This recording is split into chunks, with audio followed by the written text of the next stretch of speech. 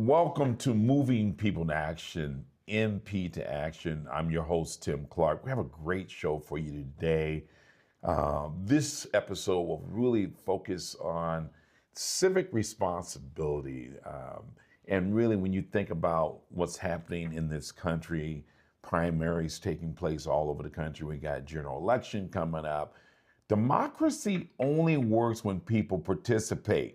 Let me say that again. Democracy only works when people participate. This episode will do a deep dive, particularly in terms of Douglas County.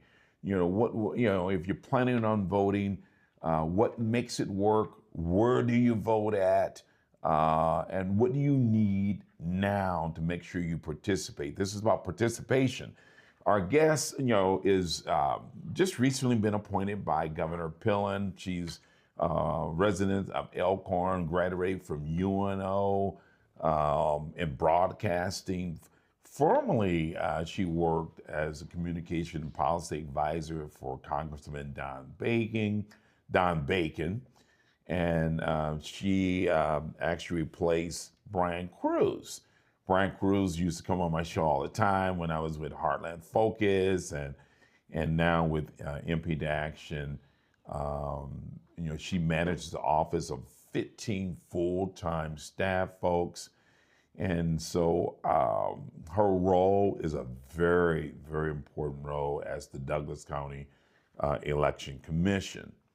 And she's responsible for really conducting elections for all political subdivisions within the county, including statewide primaries and general elections. And so this is a very important position that she holds. And so with upon us, May 12th being our primary, and so early voting postcards have already been sent out. And so we really just want to have a real conversation about what it is and how you can participate, if there's any concerns, if there's any questions that you need to ask and get answered. We're going to give you some tools and resources to get some of that done. So please help me welcome to MP to Action, Danielle Jensen. Welcome. Thank you. Welcome. Thank you for having me. Congratulations. So you've been in the position since January. Yes, it's been a short time, but it's gone very fast. So we in the intro, so you're from Omaha. What high school did you go to? I graduated from Omaha Burke High School. Go Bulldogs. There you go. I'm a Benson bunny. My dad was too. So. Okay, I'm a mighty bunny. I'm a mighty bunny, yeah. One thing about Nebraska, we really have a lot of pride in terms of our high schools. Mm-hmm. I mean, our conversation so often is, what high school did you go to? Right, what high school did you graduate from? Yeah. So this, as I kind of stated, is very important. Mm-hmm. It's very important. But before we jump into, just the nuts and bolts of your job and really kind of giving people some direction, Daniel, try to talk about how did you get here and your why? Yeah. What's kind of motivating you? Well, growing up, and I went to Sunny Slope Elementary and Lothrop Elementary, growing up, you would see people voting in the lobbies on election day. And I remember thinking as a little girl, I cannot wait to be one of them. I want to be walking into that booth and pulling the curtain behind me. And so it was just always impressed upon me. And then when I was a senior in high school at Burke, we registered as a class. They actually came out and registered all of us who were going to be eligible to vote the following year. And my dad even remembers I came home so excited. Oh, I got to register to vote. Okay. So I think it's a huge civic responsibility and it's a right. And I think it's so important. And we need to encourage people to participate in that process. And then with my background, 28 years ago, I started in broadcasting. Okay. Started at KMTV as an intern and they kept me on as a part-timer. And then I was in radio news with my dad at WOW AM and FM. Did some political fundraising, ran a racetrack. I ran I-80 Speedway for a year. Okay. And then I went and worked for state government for about 8 years. where I worked on legislative policies and public relations for the state energy office, helped organize conferences and trainings, and Okay. then of course spent the last 9 years with Don Bacon. Right. Yeah. Don was a friend of mine. Okay. Yeah, Don was a friend of mine. Mm-hmm. So when you think about just your role and responsibility, and it started early, you're being inquisitive and this whole thing, you talk about civic responsibility. Yes. Thinking about your current job, what's most important to you in terms of just when people look at your backdrop, they say, well, dang, this is Republican written all over it. But what's most important, and what would you say to the voters and to the residents of Douglas County that you take most serious about this job? I take transparency and security as the most important thing to me. So many people get concerned about what's going on with our elections, and rumors run rampant and accusations. And if we are transparent, the more transparent we are, the less questions people will have. They'll have more confidence in the job that we're doing. If you take like voter identification in Nebraska, and we're very transparent about all the types of ID you can have. And we let people know, hey, if they tell you you can't vote, but you think you should be able to with your ID, give us a call on election day. Yeah. And we'll help you answer. That right there. Yes, we'll help you address that. And maybe you don't have the right type of ID, but you'll get the answer directly from the commission office. And you have a lot of that's posted on your website. Won't you walk us through really kind of just, that whole process of voting? What does that look like, feel like, and be like? Okay, well, on election day, we have to set up 204 polling places across the county. We have 234 precincts. So some of the polling places will have 3 precincts at them. For example, Fort Omaha Metro Community College campus has 3 precincts located at their polling place. So we have over about 1,500 poll workers at working at the locations, including supervisors who drive around and check on the places. So you walk into the place, have your ID ready, whether it's a Nebraska driver's license, state ID, or passport. You can also use an ID from a political subdivision. For example, I can use my Douglas County employee ID to vote. If you go to a public high school, my alma mater, Burke High School, they can use that OPS Burke High ID that, a teacher could show it if it has their picture. So a teacher, so you can use, if they work for the public school, they can use that ID, their badge, their employee badge. Yes, it just has to show your name and your picture. That's what we're verifying, because you're already registered. You've already gone through the swearing that you're a citizen. You've already filled out that registration form. We're just verifying it's you. So, see, and this is good. This is good. So let's walk through that again in terms of various IDs that you can use. So, birth certificate? No. Not okay. It doesn't have a picture. It does. Oh, see, that's good. Yeah, we caught that. It doesn't have a picture. So, passport? Yes. Driver's license? Yes, Nebraska driver's license. What about Nebraska just ID? I don't drive, but I have a Nebraska ID pictured. Yep, and anybody can get a Nebraska ID. So they're free if you need one. Okay. Which a lot of people don't realize. So you can if they're free? Yeah. Okay.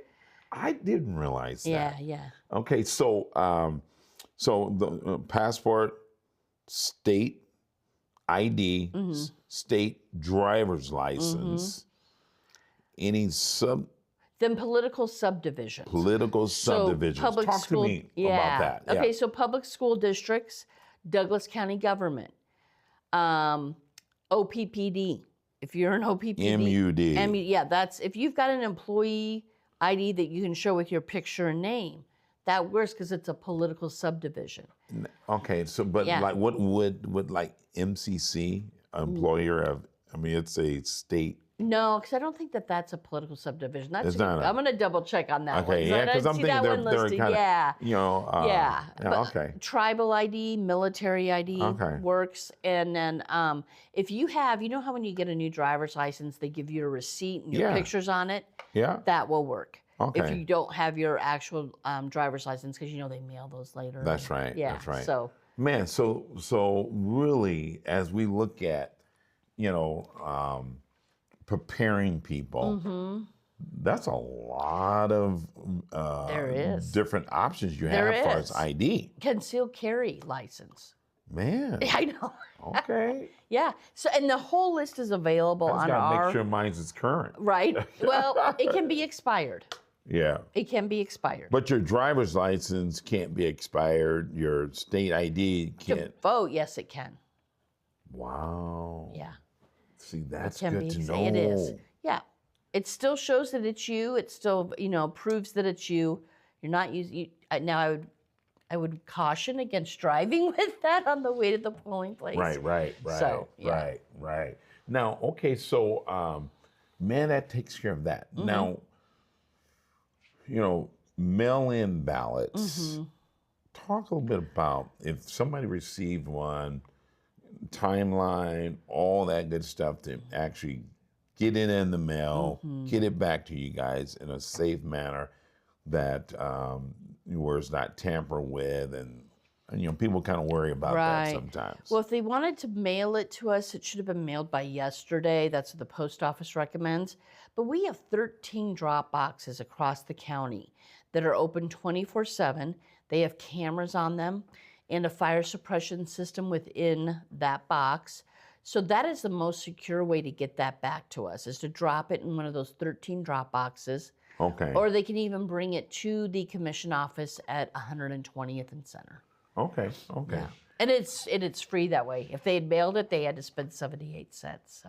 Okay. So now let's talk a little bit about in terms of the fact that I don't know where my polling place is. I moved. Yeah. I moved, and how do I find out, especially if I'm not getting a notification? Usually you get those cards. You that get a say, card hey, if you move. here's Yeah. your voting place. Right. I have all that information. I didn't get it in the mail. Okay. So you can look on our website, and I would like to mention too that we did have to move, I believe it's 14 polling places this year, due to either construction at the polling place, Okay. or like a switch or change in ownership. So those people should have been mailed cards as well. But you can go to our website, votedouglascounty-ne.gov. And on the main page, like in the upper left corner, there's a gray box. You enter your house number or the address of your apartment and your zip code. It'll pull up a list of addresses. You click on your address. It gives you the address, a picture of the polling site, and then also links to sample ballots. So you get to see what races you're voting in. Nice. Mm-hmm. Now, when it comes to if individuals they need help getting to their polling place, Mm-hmm. is there any suggestions, or how do we transportation? I don't have a car. Mm-hmm. How do I get there? Metro just announced today that they will be offering free rides to polling places, the ride share or the Metro Okay. program. And then also the Douglas County Democratic Party is organizing rides. And I can't remember the name of the bikes that are downtown, those can be used for free to also go Okay, vote, so. for that time. Yeah. Okay. Mhm, yeah. Well, and I think Daniel, for me, I feel that because of the sacrifice of so many people in terms Yes. of the voting rights, that we really should work extra hard at removing all barriers in terms of for people to vote. We're gonna take a break, and when I come back, I would love for you to talk about this whole thing. And you mentioned integrity, right? Okay. How do we assure the voters that their vote is going to count? You got it. Okay. Okay. Right.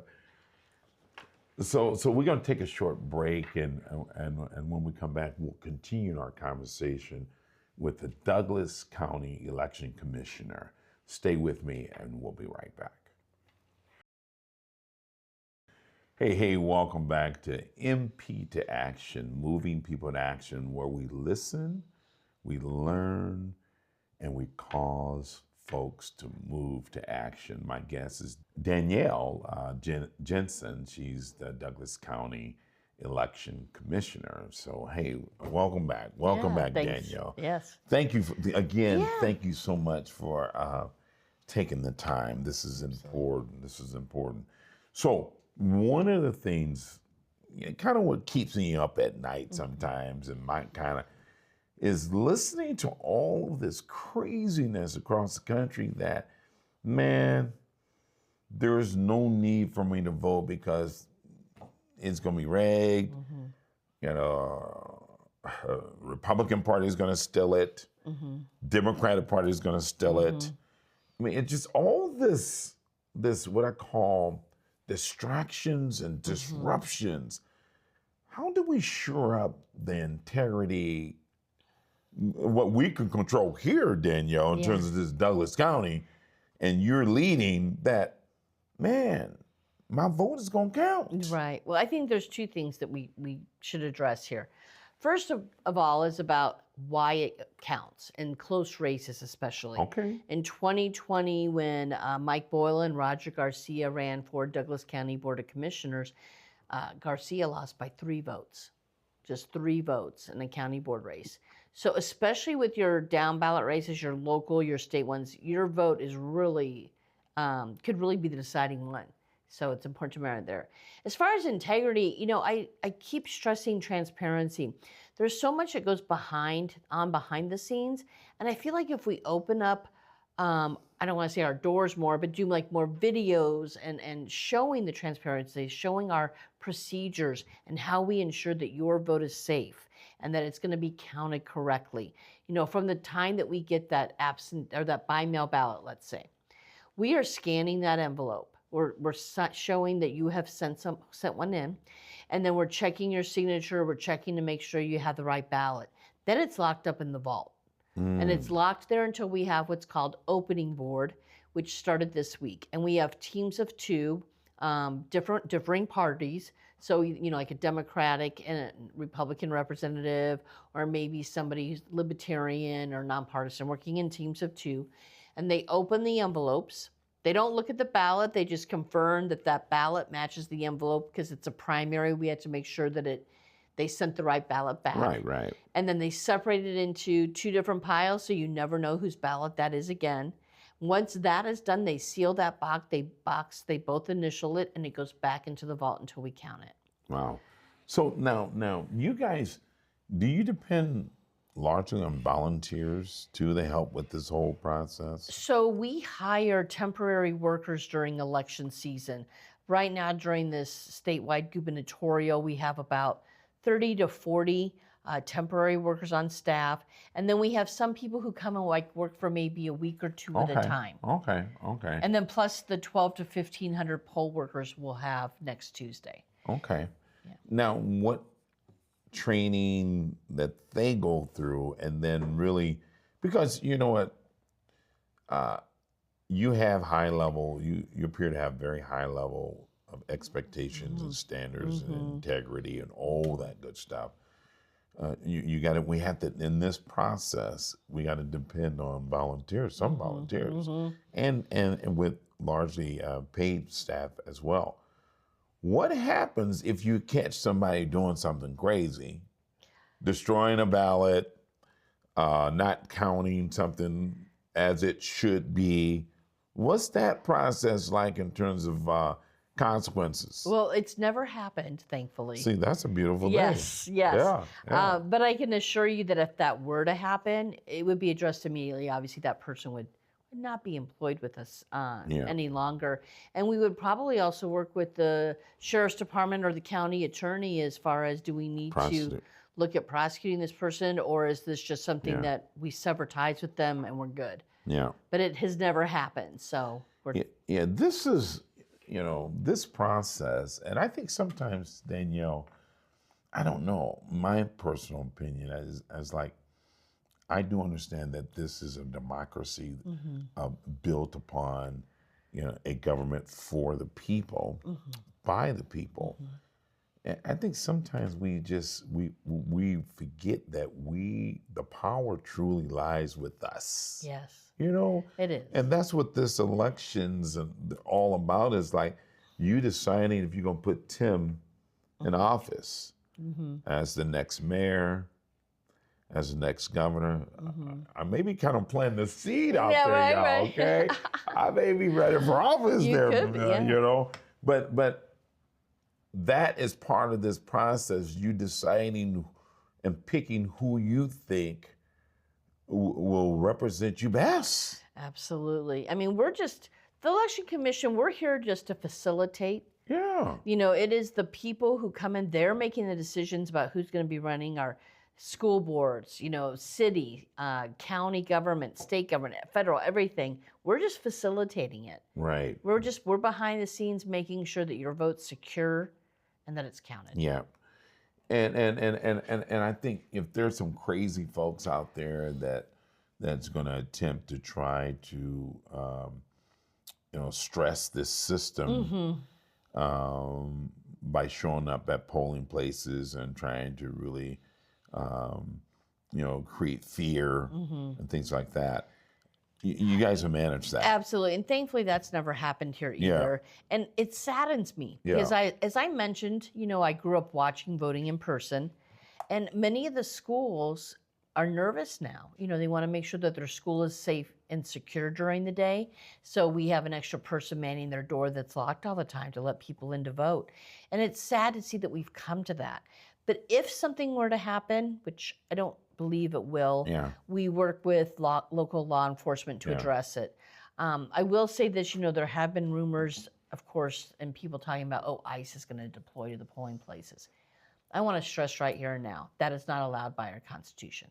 They cannot come to a polling place or on that land. I want you to say that again. Yeah. Just repeat that again, because I think that's part of the problem of all this misinformation out there. So, Danielle, could you please say that again? ICE, all federal troops actually, including ICE, are not allowed at polling locations. And we consider that to include that 200 feet electioneering area around it. So they are not allowed there. That's by our Constitution. They cannot come on. And so, I thank you for repeating that. Yeah. Because I think part of it is our job, and really MP to Action, and kind of just, that's why I think you're here, so we can tell our side, our story, to get, really to dial down that craziness, to create confusion, disruptions, and distractions, so we can stay focused. Yeah. We're here to vote either this person or that person, this issue or that issue, up or down. Absolutely. Up or down. What do you see in terms of the ballot of some of them? Besides the, there's some important elections, races that we have, but issues that's going to be on the ballots that we, as Douglas County residents, should anticipate and look out for? Right. Well, besides the candidates, there are some petitions out there. We don't know which ones will be on that November ballot yet. Oh, really? And that's because... okay, talk about that. Yeah, so petition process right now, people are gathering signatures. And starting in July, the commission, we will verify the signatures. We enter the signatures into the database, make sure they're a registered voter if they've signed. So that happens about July or August.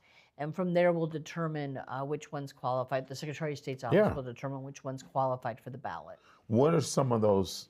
Some of them that I've heard about, include going to all hand count for elections instead of using machines, because we do use an election scanning machine. It's kind of like, when you're in school and you took the California Achievement Test and you colored it, and a machine scans it, and that's what these are. And so there are some people who would like to go back to hand counting all the elections and tabulating. I've heard of that one. I think there might be another abortion not either abortion rights or anti-abortion rights one, Okay. and I haven't heard about what the others are, so it'll be interesting to Okay. see. But we Yeah. expect about 5 or 6 of them. Okay. Okay. And then, so that's really some of the,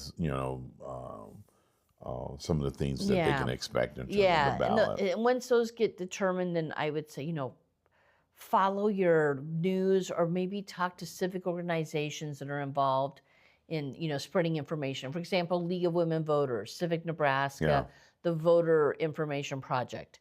Yeah. Your local parties, they will be sharing information about that stuff. Talk to me, like I'm a nonpartisan, as some would say, an independent.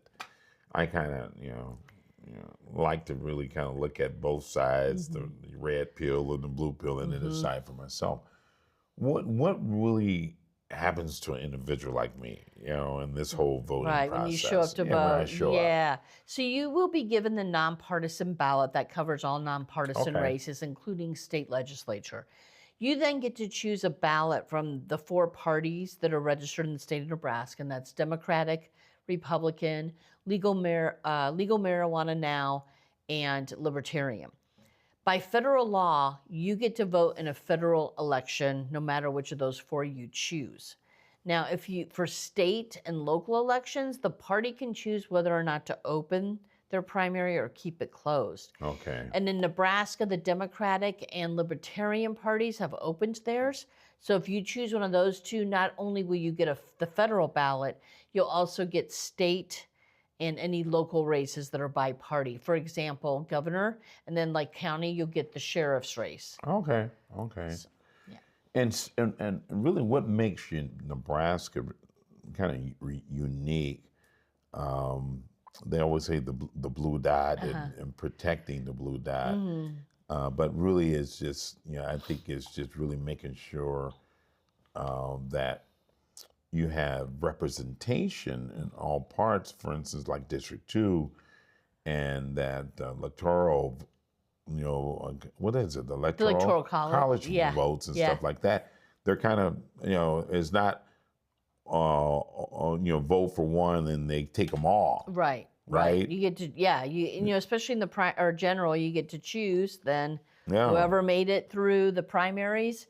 You get to choose who you want to vote for there. That's right, and I like that. It keeps us It keeps it balanced, I think. It keeps us unique. I mean, although there's not too many states that, set up like that, but I think we're one of maybe 3, if that. Where we split the votes? Where we split the votes. One of 2. So Maine is the other one. Us and Maine. And maybe they should do it everywhere. Yeah, that right there. Yeah. So, with that, hey, any closing thoughts that you want to share with the people out there? I even want to share some deadlines we have coming up. Tomorrow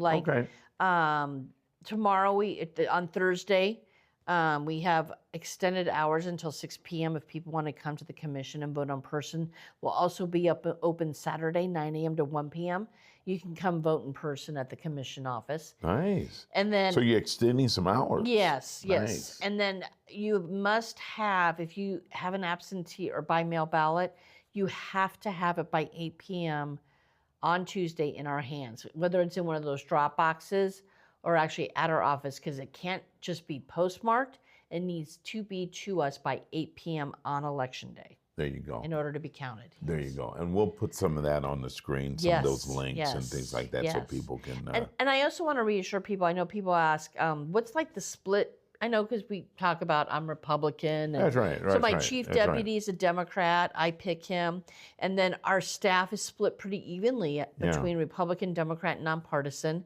We do the same thing at the polls, and then also our temp staff that we have. So. And I would hope, first of all, congratulations again, and thank you. Yes. I think the work and of your staff, it takes a team. And this is in the times that we're in, it's so important that we reassure people of the integrity, that we manage expectations, that this process is solid. Yes. And that regardless of your appointment, my appointment, Republican, Democrat, that we're going to stay true to the Constitution. Right. We're going to stay true to what makes this democracy work. Absolutely, absolutely. And I want to do some more videos. You know, my predecessor, Yeah. Brian Cruz. Oh, he was out there all the time. He started doing some more videos. We're going to look at next year, making some videos in-house maybe, showing Yeah. behind the scenes what Yeah. we do. Because then hopefully that gives people more trust in the system. There you go. Yeah. Trust. Trust. Thank you so much, Thank Danielle. you. Appreciate it. Thank you. Hey, you know, you guys, this segment was really committed to what I call civic responsibility, and really, as we've talked so often, our democracy is at best fragile and on a breaking point. And I think what the challenge is that we as people have to awaken and recognize that this government, this democracy only work if we choose to participate. It doesn't work. You know, if it's not a spectator sport. You know, this is about you checking in and getting registered and doing what's necessary to make sure your vote counts. Too many people have died and have labored and sacrificed for our voting rights. And I know there's a lot of movement out there trying to reverse so many things that so many people had fought for. And there again, it's just sometimes you got to remind people who really is in power. I don't care what political subdivision, governor's office, mayor's office, president, Congress, senators. At the end of the day, we have to remind them we put them there. As we put them there, we can vote them out as well if we feel that they're not doing what we put them there to do. Sometimes they just forget that. And you know, and for some reason, they say one thing to us, and not all of them, and they do another thing once they get in. But we just gotta come, you know, remind them. Sometimes you gotta thump them upside the head and say, hey, this was your platform. This is what you ran on. This is why I voted for you. And we gotta remind them, because you can get in there and get all happy-go-lucky and all that good stuff and forget in terms of why you really decided to run for office. So the action steps. Make sure you check your polling place. Make sure you're registered to vote. Okay, we got the primary is May 12th, and your general election is going to be in November. The challenge is I want you to identify 3 people. I want you to identify 3 people, and I want you to just build a team and just make sure that you check in with them and make sure they have a plan for voting and they actually vote. You don't stop until you see that little round blue or red or whatever color that I voted sticker. And make them show proof of concept. I mean, I love the Ronald Reagan, one of his sayings was trust but verify. Trust but verify. And so 3 people, and really hold them accountable, give them permission to hold you accountable when it comes to this election. Sadly, I must say, in Douglas County, particularly North Omaha, I think the number's around 10,000 people that are unregistered to vote. That is shameful.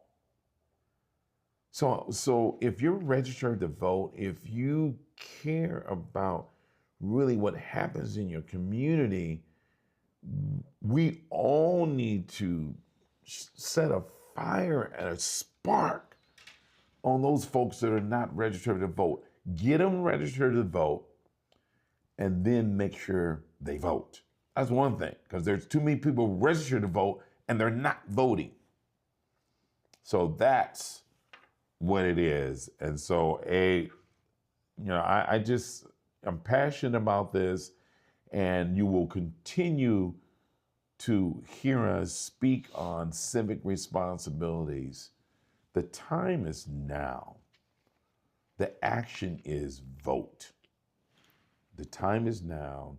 The action is we must vote and participate in this process called democracy. And we got to protect it. You know, it's fragile. And you got to protect something to keep it from breaking. So with that, thank you for tuning in to another episode of Moving People to Action, MP to Action. I want to thank our sponsors, Stable Gray, Rain Productions, Cam Productions, Clark Connection Group, Moving People to Action. It takes a team. If you can do it by yourself, it's just too small. Take the time to be good to yourself. You know what? It makes it so much easier to be good to others when you're good to yourself. Take deep breaths. Breathe deep. Breathe deep and breathe often. And as they say, when you're on flying and you're in the air, they say, put your mask on first. Put your mask on first and breathe deep so you can have the energy to go the distance and do the work. Until next time, I'm your host, Tim Clark. Truly, truly take the time to be good to yourself. Peace. I'm out.